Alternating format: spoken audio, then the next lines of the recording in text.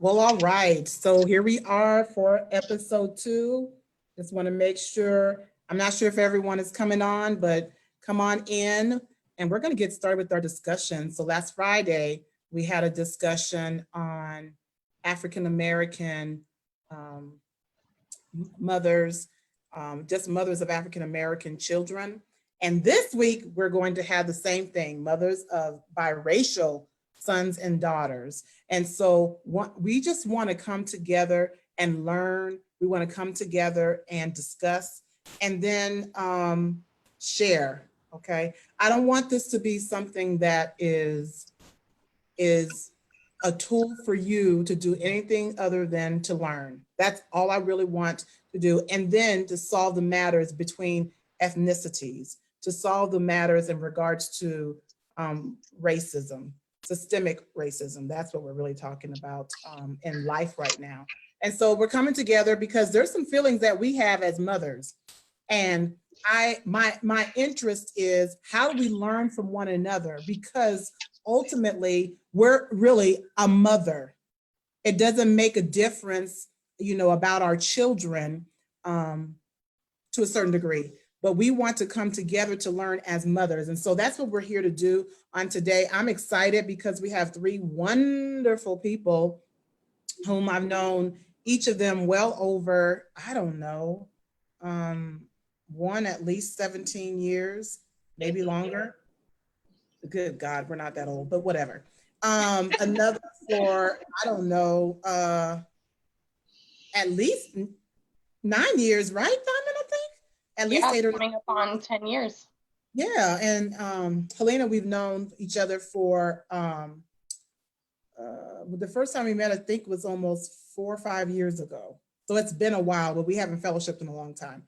Okay, so let's get started. I want each of you to introduce yourselves and then just tell us a little bit about your children, meaning that how many children you have and their ethnicities. So we'll start with you, Diamond. My name is Diamond Cooper. I have a 9-year-old daughter, and she is white and African American. All right, Elena. Yad eisiau Helena Yazi and She Kia Ani Nashlin na created ne ambashin at Skizi Ace Nella Toricini Ace Che Jo Aqua A Ashchini A na Pieto Skido Ado et Ed. My name is Helena Yazi. I did explain my clan. That's part of inviting you into who I am. I am born for a Towering House clan, born for the Mexican clan, Bitterwater, and Pescini Toricini and something. Well, I have 2 lovely children. They're half Native American, which is Navajo, and half African American. So that's how I introduce myself to you. Thank you. I love it. All right, Candace. Y'all was like, what just happened?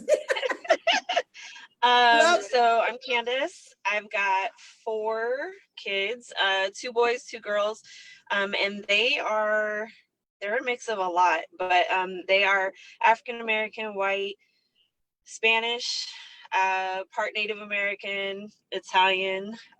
They're a good mix of everything. It seems like. True story. True story. And they're all beautiful, beautiful children. So I want to start off because last week we had 4 African American women, and we discussed some things about our feelings about African American sons. Now, we had several different incidents and experiences that our sons have shared with us, and some didn't share, and we learned after even last Friday, which was interesting, because they didn't want to tell their, us, of experiences that they had. So that was hard going throughout the week, and then some other things sharing. And then I had some discussion with my girl Diamond about last week, and we had a question from some others. So we wanted to do something a little bit different. When I say we, me and the Lord, we wanted to do something a little bit different so that we can come together and share our thoughts, share our feelings, and share our teachings with our children. So I want to go on record to say that each and every individual here is expressing their opinion. So it doesn't make a difference what everyone else is saying. These are our experiences and our opinions. Okay. Number one, I want to talk about, so Diamond, you saw last week's, well, Diamond and Helena, am I saying your name right, Helena? Don't just accept it, child. You tell me, because everyone messes my name up. I'm sorry, I have myself on mute. Yes, yes. Okay, great. No, I just want to make sure. So you guys both saw last week's episode. Let's start off talking about your feelings, your thoughts about last week and what some of the women said.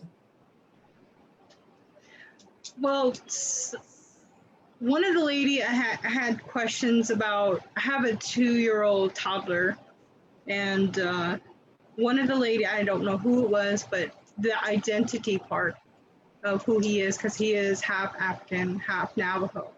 And I was trying to figure out how to raise a child from a 2-year-old to a man, you know, trying to transition as I go.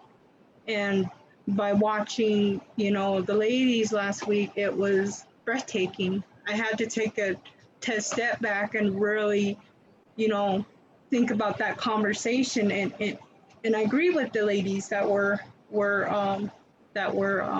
speaking last week, and it did touch me, and it made me think of some things that opened up some things in me. So Good. Thank you for that, Diamond. Yeah, so one of the things that I was in the same place as Helena. There was a part in the conversation where I became completely speechless and just thoughtless. I couldn't fathom, and it was really interesting because being a woman who all of her life has always embraced African American culture, I like to, you know, just not African American culture, but cultural boundaries. I like to get in there and muddy them up a little bit and talk about the taboo things and, you know, get fresh perspectives. And so I've always considered myself to be pretty well versed in culture and accepting and understanding.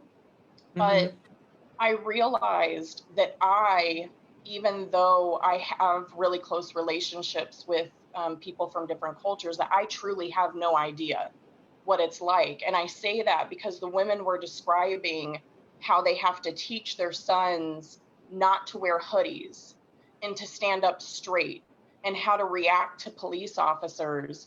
And I started thinking about, you know, when I send my daughter out of the household to school or to her friend's house, what am I worried about?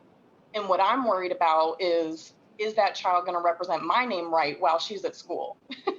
Is she going to behave? What is her behavior going to be like? Because, you know, she's a very energetic child. And so it was just breathtaking to hear women talk about raising their children from a place of fear.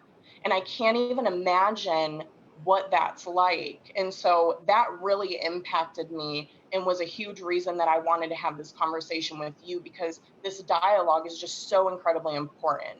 If I struggle with understanding and if I struggle with perspective, and I have, you know, put a lot of work into making sure that my friend circle is diverse and really accepting people for who they are and not the color of their skin, there's tons of people behind me that absolutely have no understanding whatsoever. So this conversation is just so important.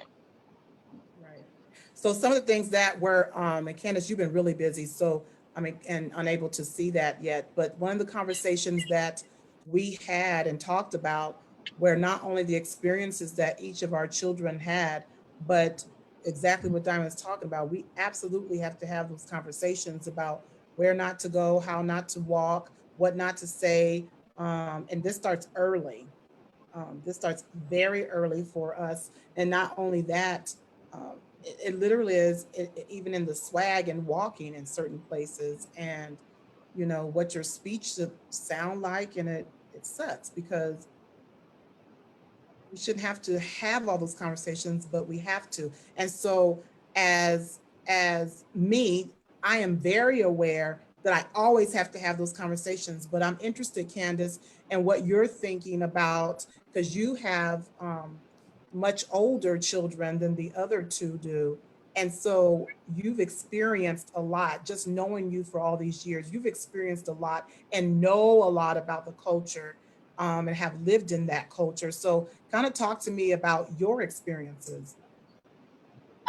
So yeah, my kids are older. So my oldest son is 20, and then I have a 17-year-old daughter, 12-year-old son, and a 7-year-old daughter. So I, I especially right now, there are very different conversations for each age. Obviously, with my oldest son, we've been having this conversation for quite a few years now, but especially now in what's going on right now, he's a big guy. He's a big guy, and if he ever has that unfortunate, encounter with police or whatnot, he's going to be that person that they are afraid of because of his size. You just take out everything else, and his size, big guy.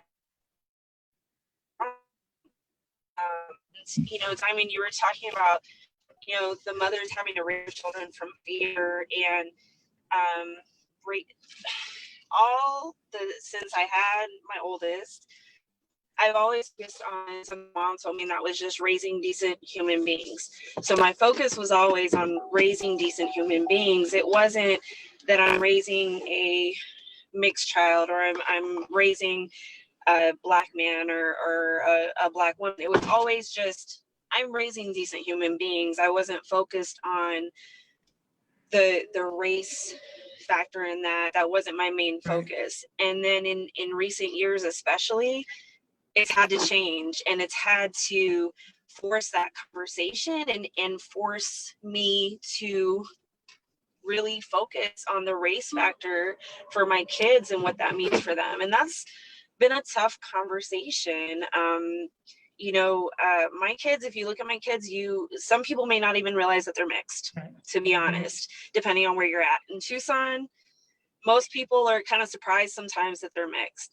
Now, when my son went away to college in Kansas, and we're in Kansas and Oklahoma, we got stares, and we just got the ugliest look. And it was something that I think he and I, neither of us had really experienced with him until we got into that environment, and it's very different. So it does prompt a very different conversation and a different fear that I didn't have before with him, especially. And so now it's scary when he's traveling, which he does a lot. He plays football, he's in college, he travels a lot. And so it's hard. It's really difficult. So I want to ask you before we start asking more questions and discussing, excuse me, is your fear because people see him as Black, do you say? Or is your fear because Black people see him as white? Good question. I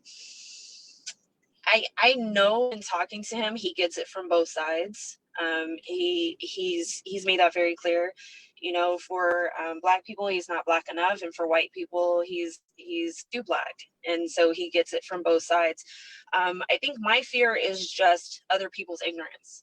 My fear is not about his race, but other people's ignorance, and how they would perceive him, because anybody that knows him knows he is like a gentle giant. He's just calm, cool, collected, sweet. But if you look at him, he's intimidating. He's very imposing. And so it's to someone who doesn't know him and is just looking at his size and his race or whatnot, God knows what could happen. And that's where fear comes in, is the people that don't take the time out to consider that he's a human. He's somebody's son. He's somebody's brother. It's not about his race. And that's my fear, is that people are just looking at his not just his skin color, because he's really light, but I mean his race, and not considering who he is as a person.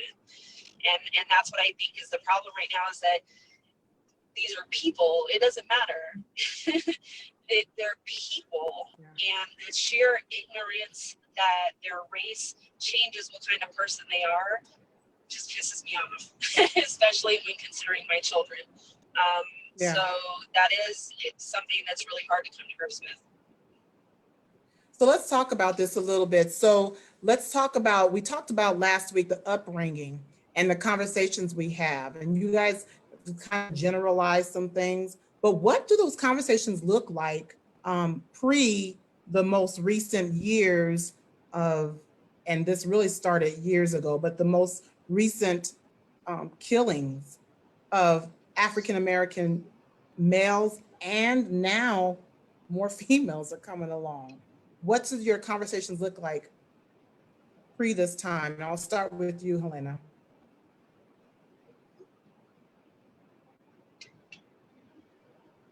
You're on mute, I'm sorry.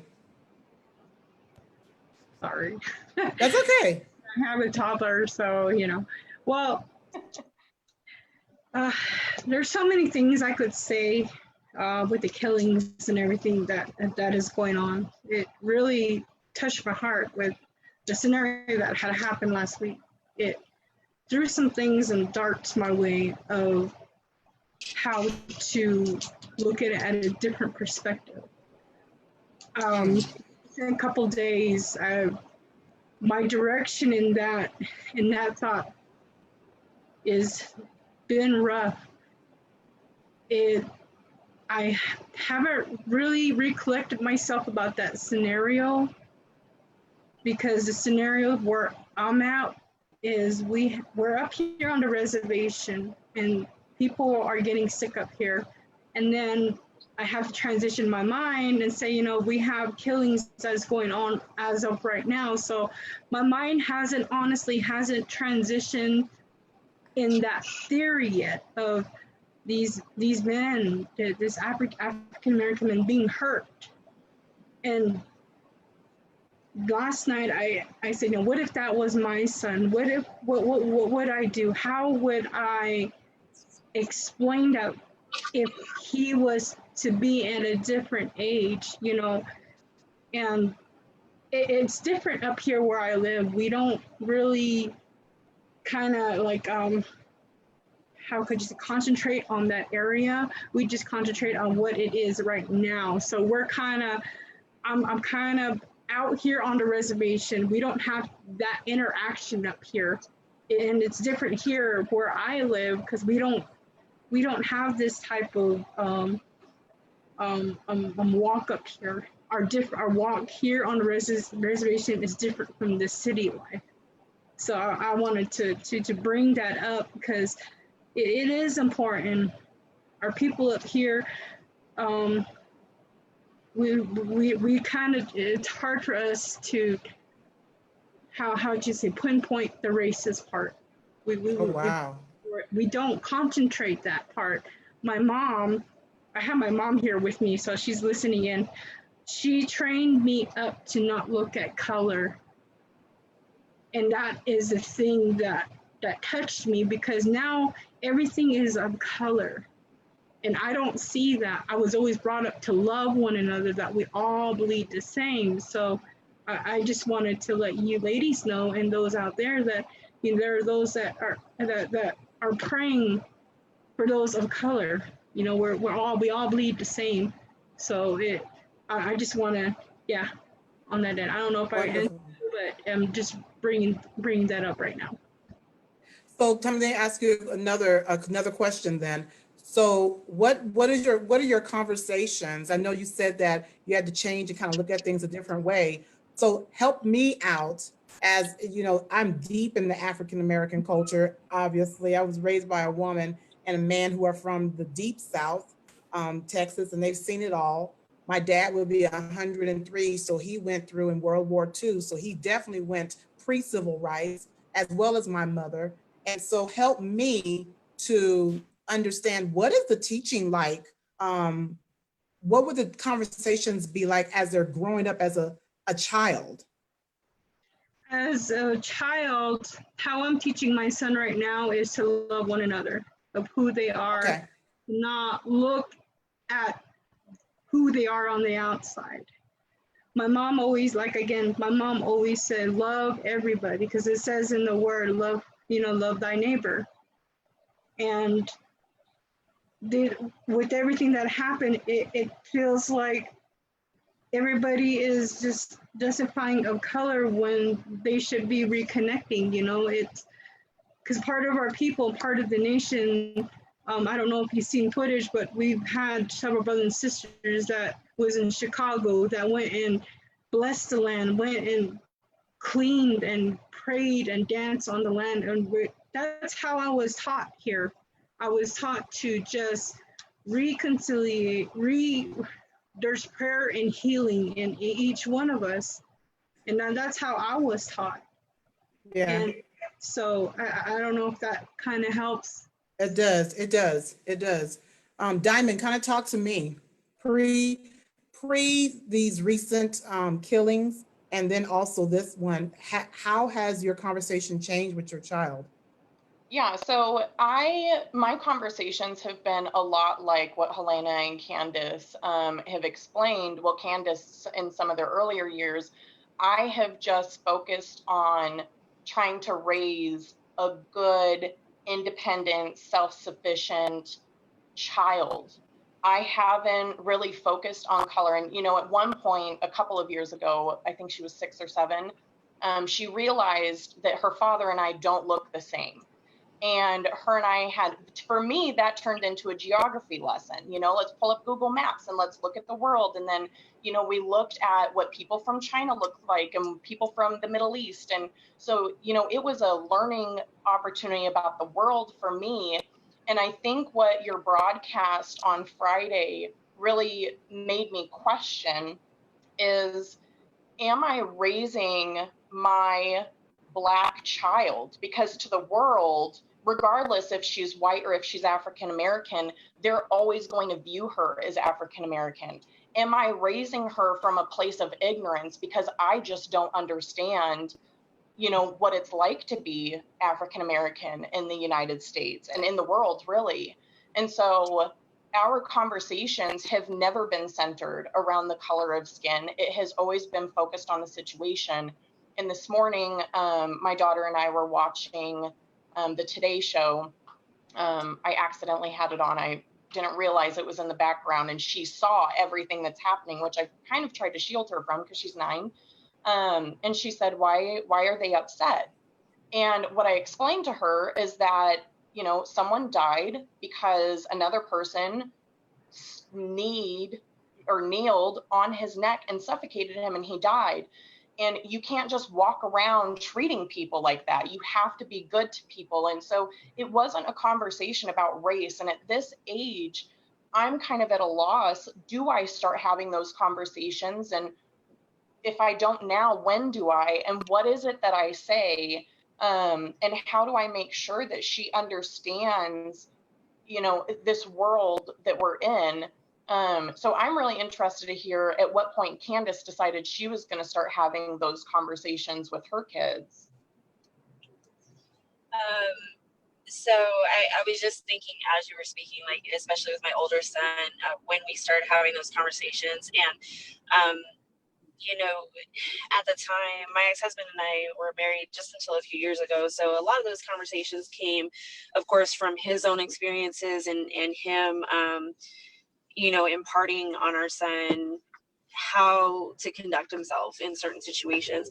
And so I think that the one major time that we did start having those conversations was when he started driving, because it was around the same time that there were situations where people were getting pulled over, and there were just horrible things happening at that time. And so, then the thought is, my teenage son is driving now, and he's going to be alone in the car. And so that was when we really had that conversation with him about, keep your hands on the steering wheel, make sure they can see your hands when they approach the car.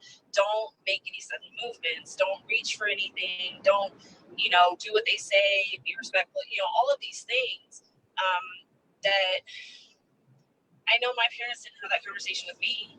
when I was a kid, you know. They didn't have that conversation with me when I was started driving or anything like that. So I think that was a pivotal moment for me to realize, like, okay, now we really have to start having different conversations.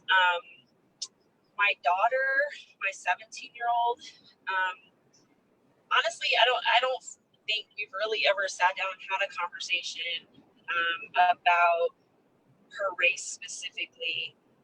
But she's experienced, she does not look mixed most of the time. Some people do notice it, but I braided her hair recently, put it in cornrows, and somebody actually came at her talking trash to her for cultural appropriation. And she was like, what? So being the person that she is, she hit that head on and she addressed it, but that wasn't because of any conversation that we necessarily specifically had with her, but just because of her own experiences and, you know, conversations that we've had with her brother. Now I have a 12-year-old and a 7-year-old. My 7-year-old, we haven't had conversations like that about race or anything. And like you, Diamond, with everything that's going on right now, trying to shield her from that, because it's not that I don't think it's something she needs to know about, but she's 7. I want to try to maintain some innocence as long as possible. Yeah. And so with her right now, we're kind of shielding her from that. But then my 12-year-old, you know, he's on social media and he spends a lot of time with his dad. So his dad has conversations with him. So I think it's like with anything with kids, you have to feel it out and decide when it's appropriate. I don't think there's really a book on, okay, when they turn 8, you talk about this. When they turn 10, you talk about this. You got to feel it out. And to be honest, things in society are what have really pressed those conversations with the kids and made a point that, okay, now we really need to have this conversation. And even having those conversations, it unfortunately doesn't fix it, because when I was taking my son to college, we were in North Texas and he got pulled over. I don't even remember why he got pulled over. It was something silly because he wasn't speeding, wasn't doing anything. But the cop pulled him over and I was in the car with him, with my daughter. He was driving and the cop pulled him over, had him walk to the back of the car, and actually insinuated that he had kidnapped me and my daughter and taken my car. And he kept insisting, like, no, that's my mom. This is my mom, my sister. And the cop actually walked around to my side of the car to verify with me that he was my son, that he had not stolen my car, he had not kidnapped us.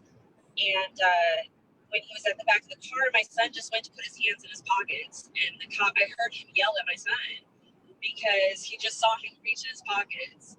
And, you know, my son did it absentmindedly. He just was, you know, put his hands in his pockets. But even though we've had those conversations, here we are in this situation, and you're not prepared for it. It doesn't matter how many conversations you have, but until you're in that situation where you're wondering what's going to come next, you're not prepared for it.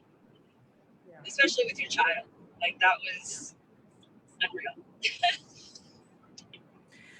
And so, such is the conversation a lot of times. I think the difference is that, well, there probably isn't a difference because not everyone has the conversation so early. It depends, it's geographic. I mean, it depends on where you are geographically too, because in the South, I do know the conversation is had earlier because it can start at as early as sometimes 1 or 2, to be very honest with you. And they have no clue. And so to shield and protect, those conversations start really young.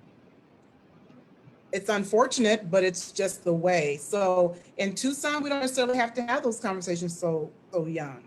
My mom didn't have the conversations with us until closer to around 12 or 13, because we started seeing the differences, you know, because someone told me, why do you have all those Black friends now?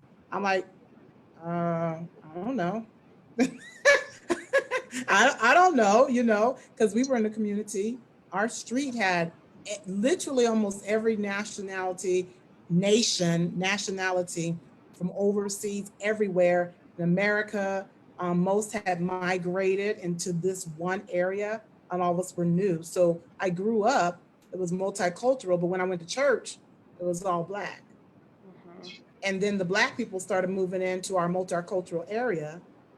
And so, of course, I started hanging around them because I realized, you know, around that time, I'm like them, but I'm not really like them because I had so many friends. So I'm saying this to say the conversation had to be had with me only because I had the experience so young. And then my sister had the experience at 7. And so those conversations we have to have from what I'm talking about is a all African American family. And when it's so different, how I'm listening to you all is that you don't necessarily, and I already knew this is none of this is new for me because once again, I have, none of it is new for me. I have so much experience in this, one-on-one with people and one-on-one with families, and having my friends' parents that come from, they were Chinese.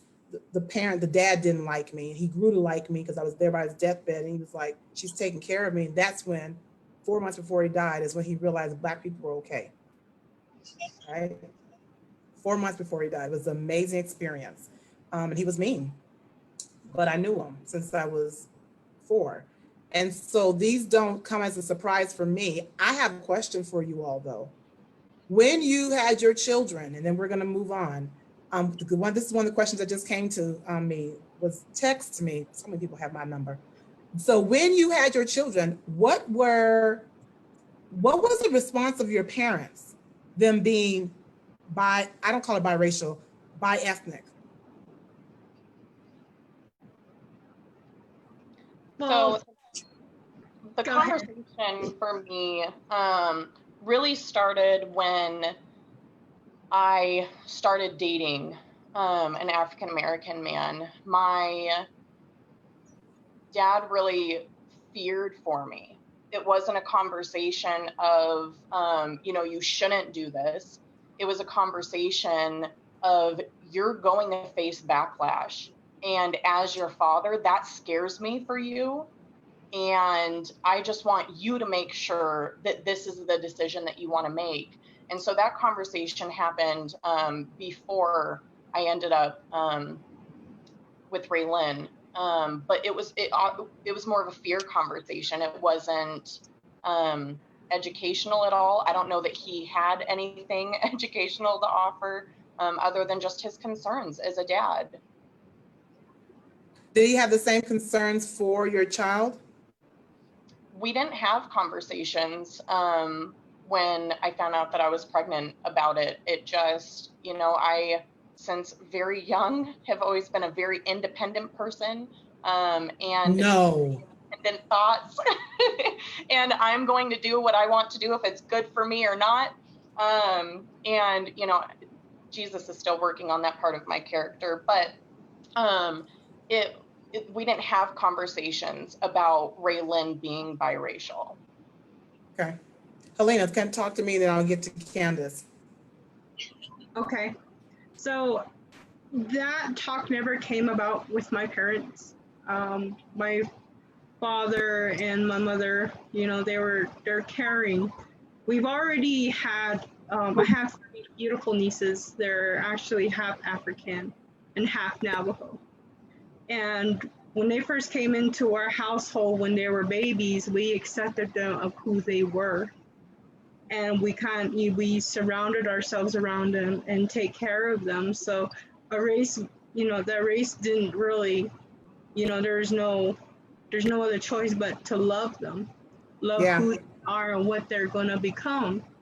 So the conversation with my dad, he really embraced these girls. Though that was their Che, their grandpa. And even for their mom, their Masani, they appreciate these young ladies, they appreciate their Masanis and their Che, which is their grandma and their grandpa. So as me with my daughter, I have an 11-year-old daughter, and she embraced her Masani. her grandma. So it was already there. It was already, already established. How that came about several years ago when my apostle came into my life, Apostle Francis Parker. Since she's been there and helping me transition, she's done so much for me. And that's how I met Danzia, and that's how I met Apostle Joyce. And I have surrounded myself with awesome brothers and sisters, spiritual parents, Apostle Rick Daniel, my spiritual parents. And, I already grasped myself around that. Even as my color, when I first got saved and I started traveling with Apostle Francis, and they didn't think I was Native American because I walked and I talked like them. I embraced myself. I've learned how to transition from not being saved and walking in that. And I had to open my eyes, and my mom said, "You don't talk like a Native American. How are you not talking in your own language? How are you supposed to bring yourself out?" So I've already had that blood, because I know that blood is already in me already. So my children, again, they're half African, half Native American, and it doesn't. We all bleed red. We all, we all do. Yeah. Candace, thank you, Helena. So my father is from right outside Jackson, Mississippi, and my mother is from South Texas. So I'd be lying if I said it went over well. It did not go over well. It was very uncomfortable. It was a fear thing also, though. My parents worried about the backlash that I would face, the backlash that my children would face. But my father especially worried about how his family would react to me when they found out. Now, luckily, I've been very blessed that my father's family in Mississippi has loved my children, absolutely adore them. They dote on them. I mean, it's been amazing. But before I had my oldest son, that was definitely a conversation, because my parents had a lot of fear surrounding how the rest of my family would react, what it would be like for me raising a child with mixed race, because of what we talked about, Danzia, and that is for the Black community, they're not Black enough. For the white community, they're too Black, and it's this struggle kind of between the two to find their place. And so my parents worried about the kids never really being able to fit in anywhere, but it was short-lived. My son was born, and once my mom laid eyes on him, and my dad, they fell in love with him, and the rest of the kids soon after. So it was a difficult conversation at first. So do you think African American mothers, and I'm just speaking about the mothers because we're going to have fathers come on Sunday. Do you think African mothers, we emphasize it too much with our children?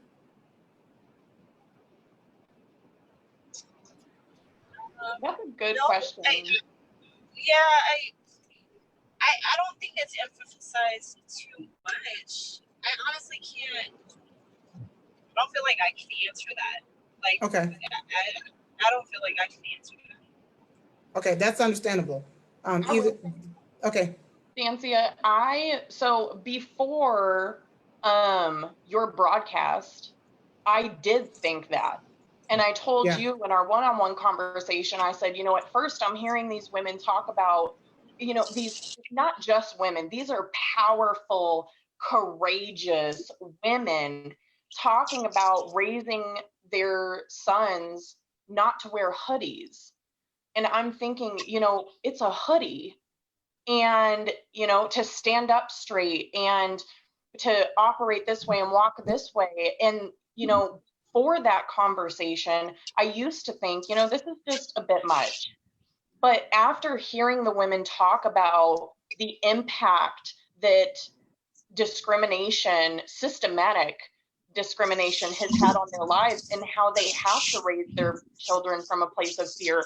I don't think that you can have this conversation enough, but I'm really thankful Wow. that the conversation is starting to change from this is how we operate and how we protect ourselves to how do we get to a place that we don't have to protect ourselves anymore? How do we come together as women and raise this country and our culture together and differently, so we don't have to go through the heartbreak that the African American community has been going through for years, and we just haven't, the country hasn't listened.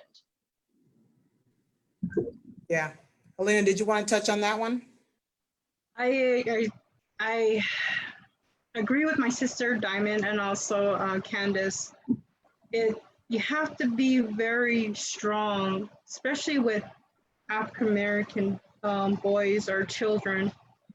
It kind of, honestly, it really intimidated me last week because I didn't really think about the color. I didn't think about any of that. I still get lost for words. Yeah. And how could you say it hasn't touched me yet until that time. I will go ahead and answer that, but it is strong. And by listening to these ladies last week, it really kind of, I started imitating and started to pray and intercede. But all I know is by the end of the day, my God has it all. That's right. He's taken me to where I'm at now. He's taken me to different places I've never seen. So having my children and just letting them know, your God is always there with you. He doesn't look at your color. He looks, he loves us all. He loves us the same. And I impart these to my kids every day, even my son. My son, he's amazing. The other day, he just said, Shema Yat, which means hi, mom, or Ayoto Shna, I love you, mom. Things like that from a 2-year-old who is baby talking and transitioning into a native language. So, which is awesome. So, wow, that's what I can do for now time, a now time. The other day, on Facebook, I saw this picture with the African American man with the baby on top of his shoulder. That tore my heart apart. And then they were in a riot, and I believe that picture was taken back in 2016. That tore my heart apart. You don't put kids in danger like that. You never do. But as a mom, as a protector, you're supposed to guide, hold your children and protect them from harm's way. So. The world we're living in now is way different, very different. So, yeah. So it's interesting that you guys say that, because I think it's the same as it was 400 years ago. I absolutely, and so what I was as a child marching, I was as a child, and I didn't understand all of it. And so I think that's the difference, and that's why we have to talk so we can understand from different. I can appreciate what you guys are saying, because really, we should be at a place where we don't have to think about it. I mean, honestly, we should be at a place where we can just,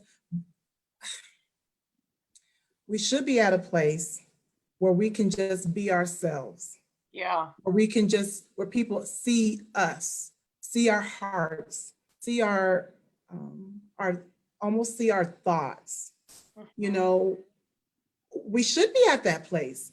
The fact of the matter is, I was in a store today and was absolutely shunned. And the same store I go into all the time, from some of the same people I see all the time, and it changed today. I don't know if it was my awareness or what it was. And it was interesting because I wasn't sure, is it me? Is it them? Why is this happening? Like, why did this happen today? And so I had to check myself. and I have my mask on, so you can't really see people smiling. So I'm like, I got to make sure I smile with my eyes.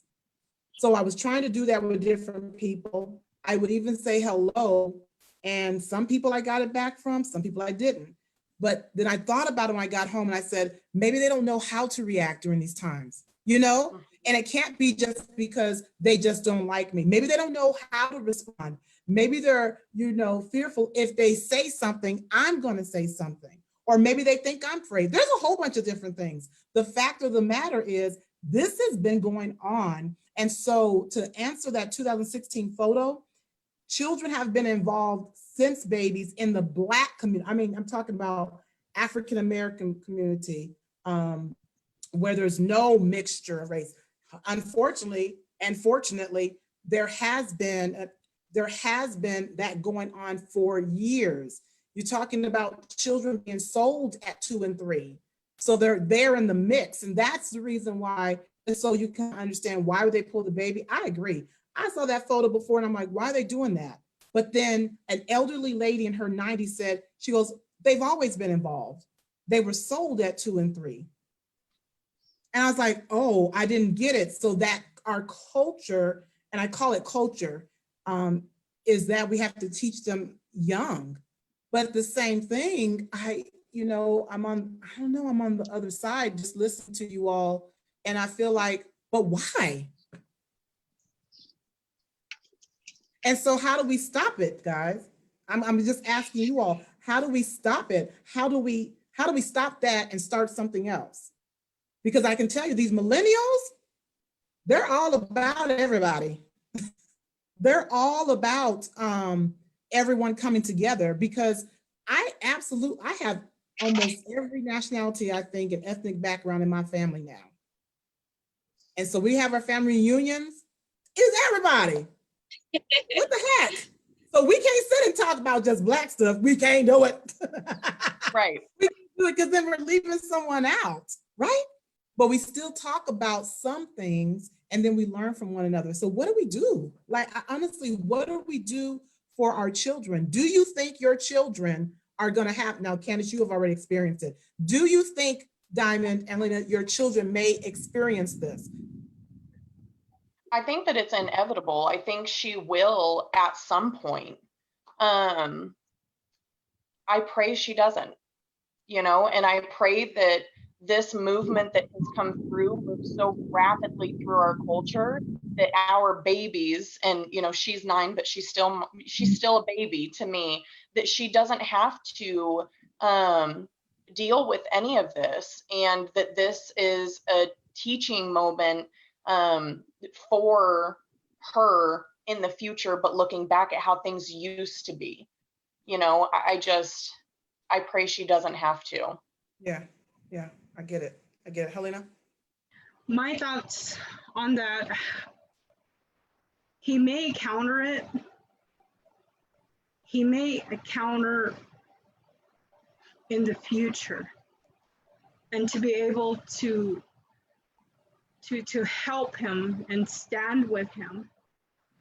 And then again, we're coming from another culture who prays and sings and worships, and I'm still learning about my son.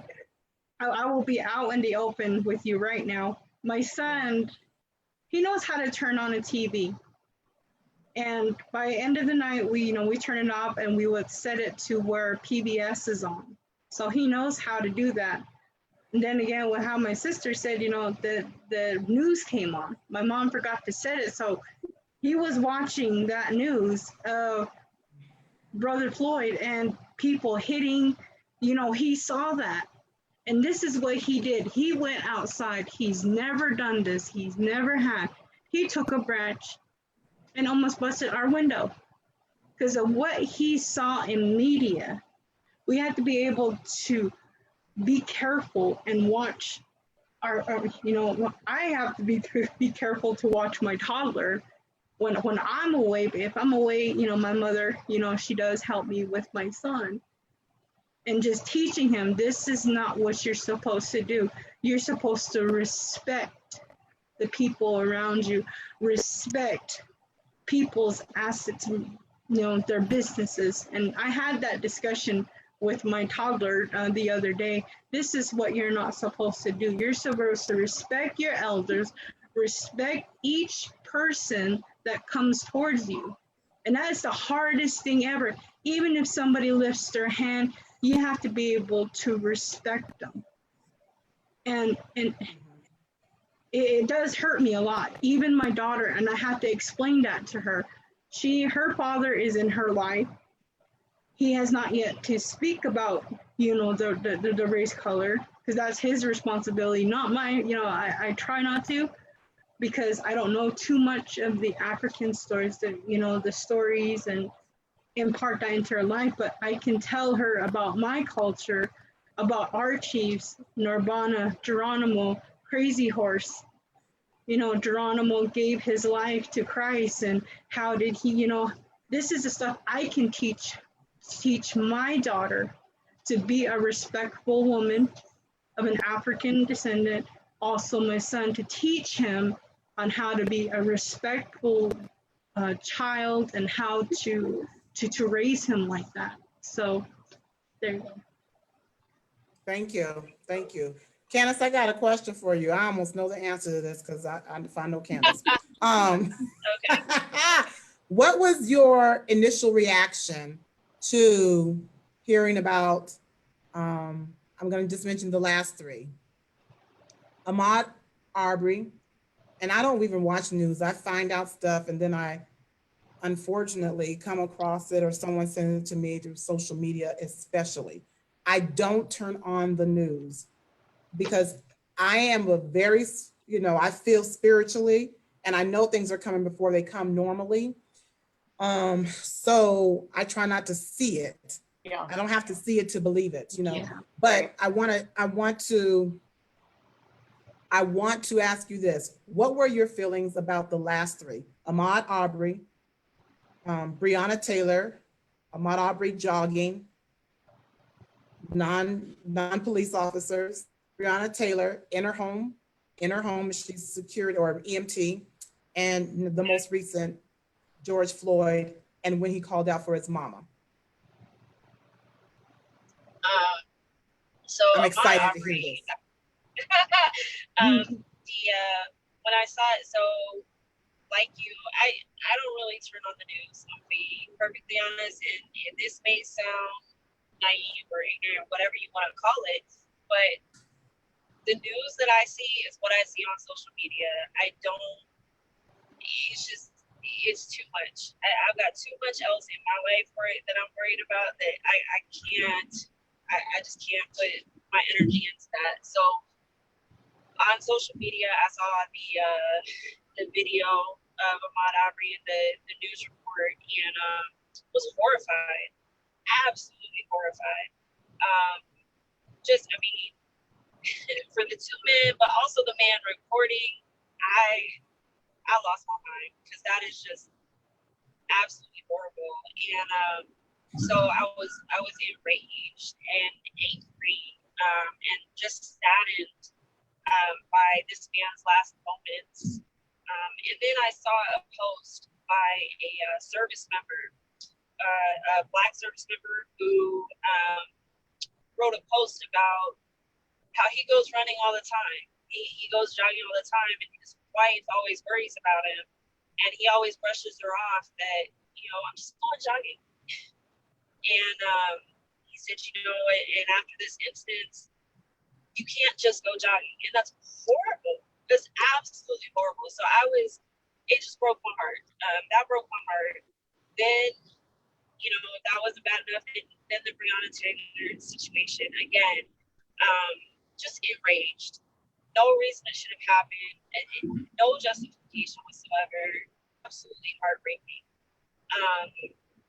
So if that wasn't enough, then the George Floyd situation. So I'll be perfectly honest, I have not watched the whole video. I could not watch the whole video.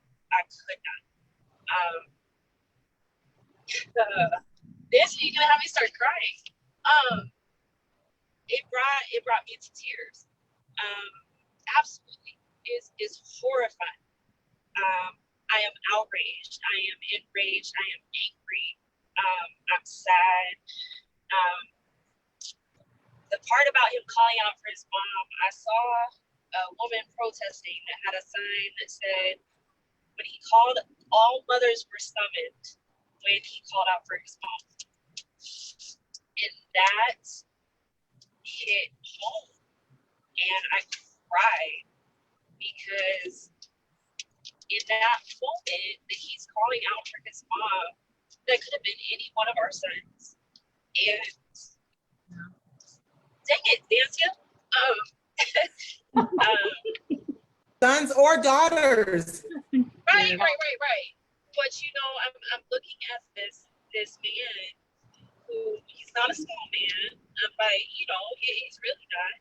And I'm just thinking about his mother, and I'm thinking about my son. You know, my son is 6'2", 290.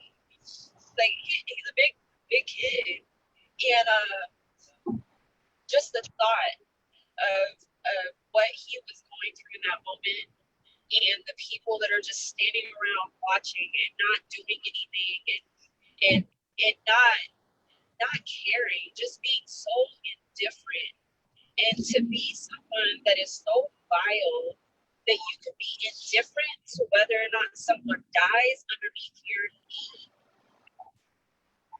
It's outrageous to me. It is absolutely outrageous to me, and it's heartbreaking. And so I'll be perfectly honest, yes, you said this earlier, I'm very outspoken. But when it comes to racial stuff, a lot of times I won't say much because I have gotten the comments that, oh, just because you got a child with a Black man, you can't speak on it. But that doesn't mean that I don't have my opinion or that I don't have a right to be outraged either. And so in this instance, it really hit me so hard that I did start paying closer attention to the post, and I did start sharing these images and these thoughts because it's not okay. It's not okay. And if you don't see what's going on, you're not. This is not okay by any means. Right. And I completely understand what you're saying about, you know, it's been going on for years. And from my perspective, while yes, I've seen that, I guess it didn't really hit until now. And now it's really like, okay, like this, I'm at a loss for words. I mean, I just can't fathom what I'm seeing right now. Yeah. Helena, let's talk about it. What was your take if you saw the video? The 46-year-old man who's worked in security, big guy, and he's calling for his mom. I've watched that several times. And my thoughts on that, it really hurt me. That 8 minutes and 46 seconds, somebody would have tried to do something about it. And the video was rolling. And just hearing him gasp for air, that was, you know, as a sign. And it just still combobulates me of why people are standing there and not able to help and assist. And I watched it more when they lift him up in the ambulance. The protocol on that, he was supposed to be checked. The EMT was supposed to be there. And that, you know, it took me a whole different level right there. And that really did hurt me because people are selfish. They take things for granted like that. And that's a line. That's a line. Yeah, he lived a rough life, you know, his how would you call it? He was arrested several times and he did go to prison and everything, but he's also a man himself. He was a living being. And that does take my heart because that could have been my son. That could have been him grasping for air. And to see that as a mother, that's really hard. Very hard to see. very hard. How people could do that to one another, even if they're wearing a badge or, you know, being a doctor. But either way, it's still a life that could have been saved. Could have. Thank you. Diamond? So I am a lot like you. I don't watch the news very often. And I could not bring myself to watch that video. I've seen, you know, little snippets here and there on Facebook. There are definitely racial issues in these cases, but I think what's also just as disturbing is that in these cases, the actions of these police officers are being covered up and they're being protected by their own, you know, and I think that it just is so disappointing, and it really demonstrates the incredible abuse of power that there is. And we can sit here and easily say, you know, I don't know how no one could intervene. And Dancy, I said that to you in our one-on-one conversation. You know, if someone was doing that in front of me, we'd both be going to jail, because that's not going to happen in front of me. But in that moment, am I really going to put my life at risk over that? Because that officer could easily pull out his weapon and we both could be dead. And I have a child to take care of at home. And, you know, it would be great and really courageous for me to say definitively, yeah, I would absolutely do that. But in the moment, I don't think that I would have the courage to do so. And so, you know, I feel for all of the people involved, and simultaneously, I'm really thankful that we are now in a place where the country is listening. This has been going on, like you said, this has been going on for 400 years. This is not new. You know, this has been going on, and there are thousands of people who have died this way. And African Americans have been trying to say things over and over and over, year over year over year, and the country hasn't listened. So I am thankful for the purpose that each of these people have served and the life that they gave for the betterment of the direction that we're moving in, God willing. Yeah. And let me be clear, I am not, and so for those who are listening and tapping in and going back and forth, that I get it. I am not saying that only African Americans are killed. That is absolutely not the case. Right. I know there are an enormous amount of even Latinas as well. There are Native Americans in several cities that I was aware of, you know, and this has been a few years ago, it's not as prominent, that are not even announced. Yeah. And then there's even, there's actually more whites or a European background that are killed than Blacks, but not as disproportionately when it comes to the population of African Americans and definitely not the filming of it. So there are those who are gone, i.e. my brother, who they didn't even have the filming. You feel me? Yeah. And so we want you to know that I got this message that all lives matter. I'm not saying that all lives don't matter. I will never say that all lives don't matter, because that would mean I'm saying I don't care about the members of my family. If I say all lives don't matter, that would be stupid. I'd be saying that I don't care about these three ladies right here. What I'm saying is that the amount of young Black men that are, and we haven't even talked about the prisons, guys. People don't even know that.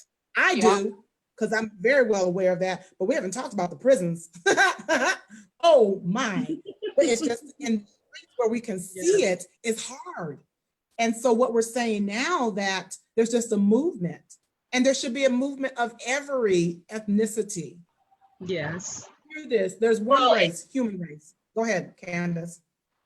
Well, I was just going to say, maybe so I've always agreed with yes, all lives matter, right? But I think recently with everything that's going on, the big thing that I've seen is that it says all lives can't matter until Black lives matter, and I was like, oh, yeah, like that's so profound. But at the same time, I have to say that, like you just said, it's a matter of all ethnicities. We cannot tear down one race to build up another, and That's that's right. regardless Yeah. of which race it is. Yeah. So I think, and I don't know if you saw this, but I did post something the other day, because you cannot, don't dear white people me, because you cannot generalize my entire race based on these idiots that you're seeing in the social media right now. Just like I can't generalize the whole Hispanic race because of something, or I can't generalize the whole African American race because of something. Don't do that. It is a problem across the board that we as a whole need to do better. And I can't tear down another race to make myself look good. It shouldn't. And so it shouldn't be happening no matter what. And I think that's my struggle right now. It's caused a lot of purging in my Facebook, because I'm like, nah, I'm not, it's one thing to have a difference of opinion, but I cannot have a difference of opinion with you over human rights. Absolutely not. We can argue about football, we can argue politics, we can argue about all those things, but this is not something that I'm not arguing with you about. It's just not gonna happen. Yeah. And let me just say this, for someone who has sent me a message, who responded to my Black Lives Matter when I did Blackout Tuesday. And I don't know why I'm bringing this up now, but it's something that you're saying right now, that all lives can't matter unless we also have Black Lives Matter, or this different. Black Lives Matter is just a movement based on situations, first of all. But you wouldn't spray all the houses in a neighborhood for one house being on fire, would you? There's only one house in immediate danger. That's the one that needs the water. And so we're concerned about that one. You don't have to spray all down the street. Do y'all feel me what I'm saying? Yeah. And so in this case, what's happening right now is that people that denounce Black Lives Matter and saying, because it came because of Black Lives Matter, then it says all lives matter. If you look at the history of when All Lives Matter started. But the focus has to be on what's in imminent danger in order to help the whole. It's exactly what Candace said. It's exactly what Candace said. Now, should that be the only concern? No. Matter of fact, it shouldn't even be an issue. It should be everybody coming together. That's what it should be. And I know I'm making it general. I get it. I want to ask you guys something. Like, there is one thing that happened about the riots, and Diamond and I talked about this. And Lord have mercy. The people were rioting and people couldn't understand why they were rioting. Right, Diamond? We were talking about that. Right. And so another person told me, and this is, and you can hear there's a video that's going, this young lady, young, I don't even say, white is too general for me, because there's different ethnicities in white. Okay, so let me just put it that way. But a young lady who is of European descent, based on what I could see in her features, a young lady, Candace will come back. She was filming herself talking to her parents, who were talking about the Black people basically are ghetto. And so she was filming herself, and she was saying that she was trying to get her parents to understand that they have gone through all these different things regarding getting medical help. And we're going to wrap up in just a moment, getting medical help. So their response in rioting, some of them, which it wasn't just all Black, please understand. And there were some paid people that unfortunately, I got some very detailed news about. There were some paid people. So what is your understanding? How do you feel about those who feel like they have to go to that extreme? I think they should just stay at home. I think they should have just stayed home. You know, then again, it comes down to respecting property. Yeah. People, you know, sacrifice their own homes. They sacrifice, you know, a lot to build themselves, to get their business up and going, and also for their family as well. When the looters started going in, it's, you know, how are these businesses going to keep going when, you know, their families, they're single mothers. Like, I'm a single mother. If my building burnt down, my house where I'm working on it, and then I work at a different place, how am I going to provide for my kids if I have no job? I think the looters should have stayed home, build their own, you know, I don't know. I think they should have just stayed home, personally. Yeah. Yeah, I think that there's some people that are out there that are using this as a social media platform and are, you know, causing destruction just so they have their moment. But for the most part, the people who are protesting and demonstrating have really good intentions. This issue that we are running into, the country has not heard loud enough, apparently, for so long. We need to have these demonstrations. We need to have these protests and walkouts or whatever it turns into. But the destruction of property is not okay. I do, however, understand the frustration. And I say I understand. I don't understand from personal experience, but Right. from talking to a lot of my friends who, you know, they understand. And Dancia, you and I had this conversation. It's just a lot of anger and not being heard. And if you didn't hear me then, you're about to hear me now. And a few bad seeds, unfortunately, have caused for it to become, and I've seen, just like you talked about, Dancia, there's a lot of white people down in the streets inciting the riots and the looting, and posting it on social media. So it's not all African Americans that are, you know, just down there tearing the streets up and things like that. I saw a meme that said, you know, if a few bad protesters or rioters make the whole movement bad, what do a few bad cops do? And that really resonated with me, because it's turning it. We've said for a really long time, you know, no, not all cops are bad. It's just a few of them. But when it comes to rioters, it's everyone. And so, you know, my heart hurts. I can't imagine having that amount of anger that I would feel comfortable going out and destroying public property. But you know, I can understand, based on the conversations that we're having now, why it's happening. I wanted to point something out. Oh, Sorry. Elena, that's So okay. something had happened here in where I live. Where I live is this little small town. Nothing really happens here. You know, it's a tourist town. It's popping here and there. But we just, a couple of blocks up, we had a young man that had posted stuff on social media and stirred something up. And eventually the FBI came, and this was like a couple days ago. And I happened just to drive down the street and, you know, saw FBI. I was like, okay, something's up, because nothing happens to where I live. There's really nothing, just everything shut down. I mean, it is a peaceful town. I was happy that I was on quarantine, but social media does have a lot of intakes.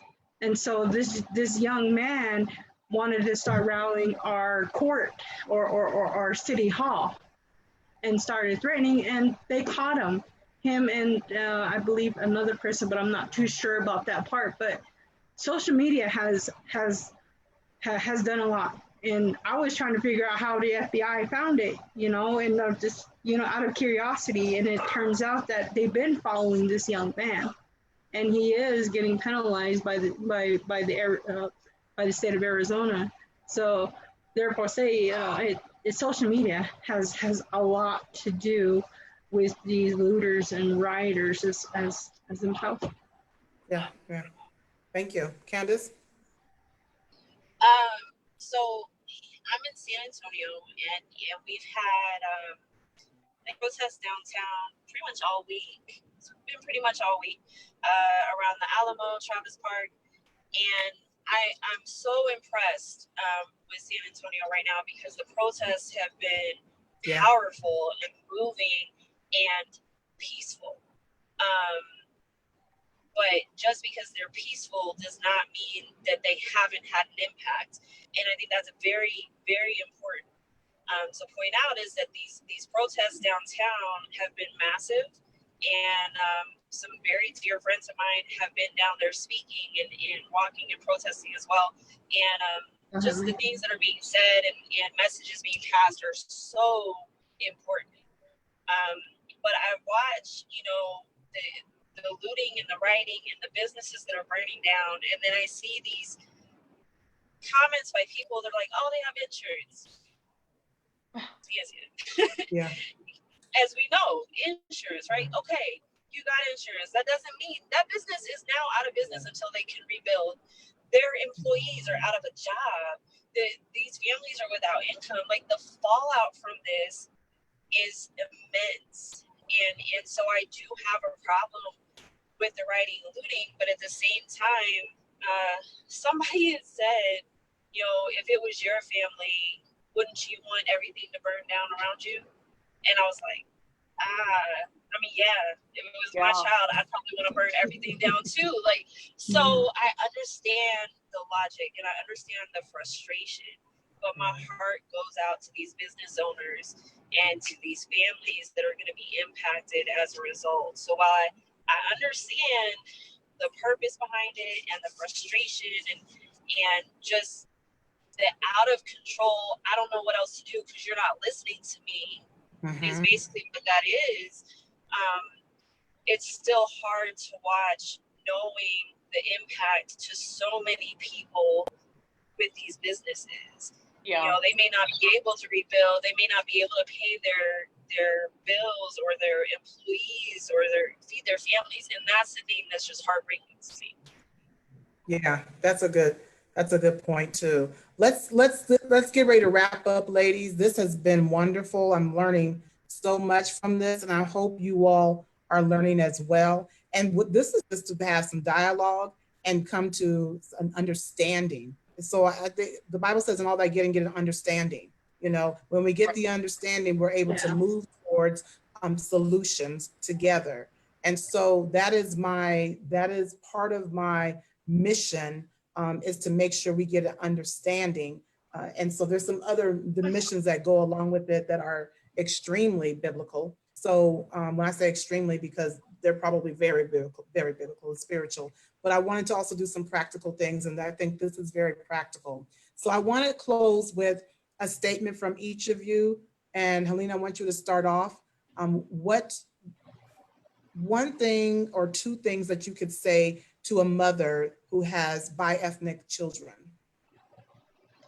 To be strong and understand, have wisdom and have knowledge to teach them, because they are our future. They're our future leaders. As a mother, I'm a very emotional mother. And I pray that you all are blessed and know that the Lord is beside you and he's always there by the end, always with you. Can you also say that in your native language? Not really. Okay. Joe Gordinia, take care of yourselves. Aldo Donachiniaja, Ashonda in God. Love your father.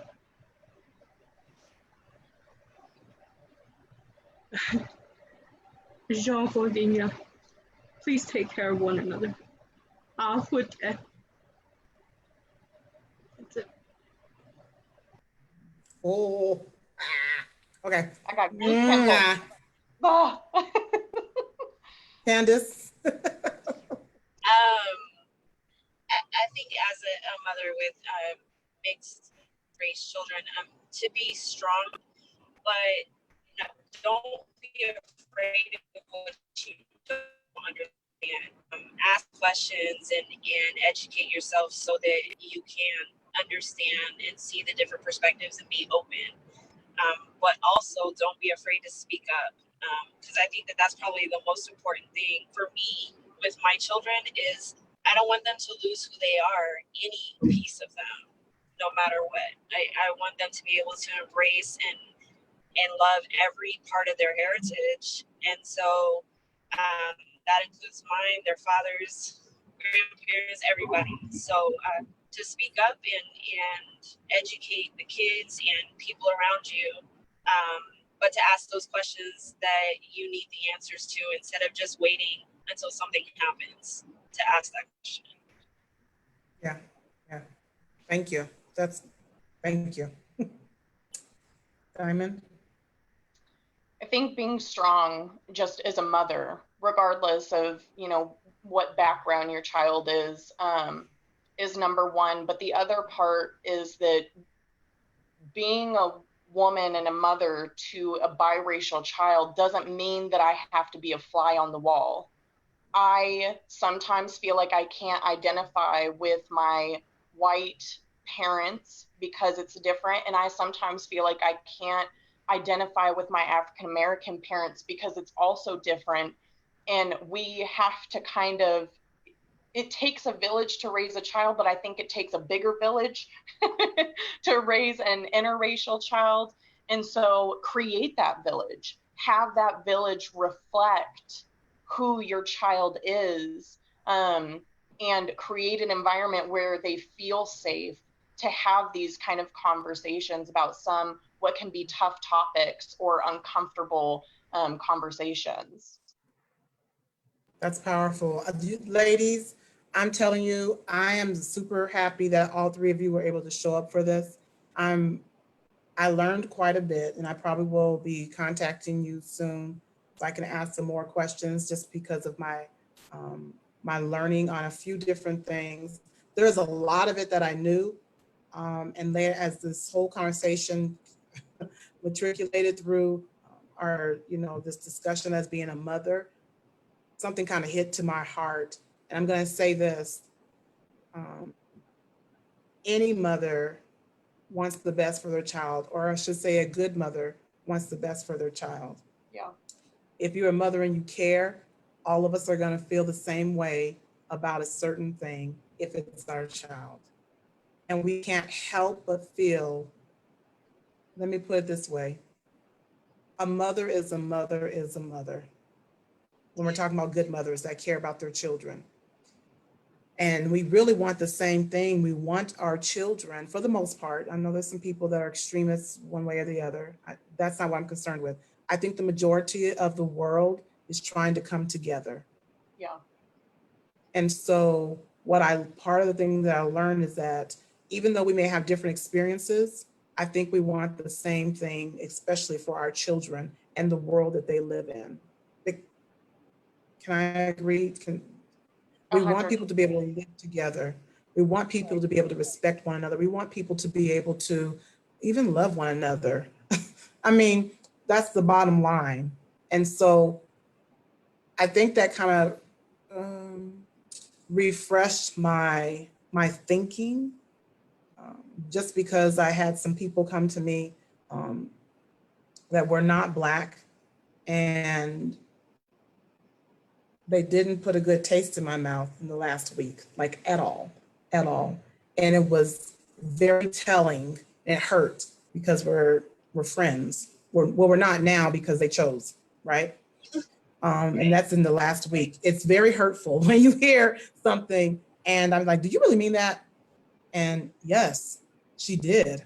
Absolutely, she did. And so I said, I don't think you understand what you said, but I'm not appreciative. And I let in.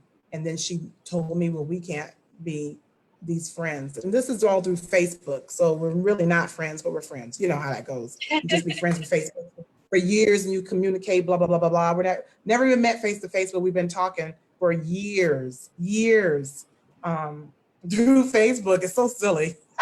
I guess I can't call myself a friend, huh? But it was telling after this incident, and then especially the rioting that happened and the looting, that's what broke. And the fact that we don't know what policemen go through. I have two cousins, very close, still talk to them, who are retired police officers. I get it. I get it. We don't know what we would do as a policeman. I know I wouldn't want someone to take their last breath under me, though. I do know that. And I think most people feel the same. So I want to thank you all for joining and sharing of yourself. I also want to thank all of you for tuning in, for the ones who are going to listen later on that are texting me and so forth and sending me message through Facebook. Thank you so much. I'm praying for all three of you for the days to come for your children. I wish I could tell you they won't have any experiences for the days to come. I am not, that my prayer is that they don't. And you'll be surprised what they've already experienced and not telling you, which came out of last week's, sons who are in the military and are 24, and the one that's 26 started telling their mothers they watched it and this is what I experienced. And the moms didn't even know, y'all. So when you have children come home and they have behavioral issues, you need to ask. I will say that to any mother, you need to find out. It's important. And then they may be so traumatized they can't say anything.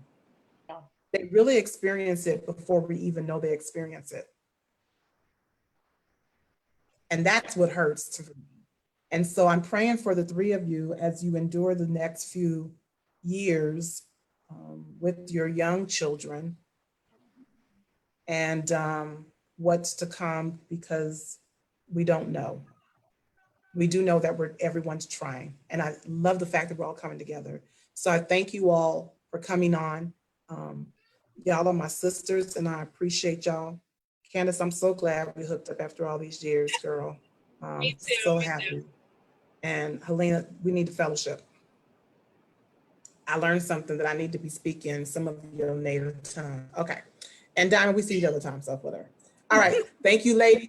We appreciate you all for joining us. Let's all hang in together. I would say keep hope alive, but we need to keep prayer alive. And we definitely need to keep each other up. God bless you all and have a good night. Thank you, ladies. Go on it. Last night.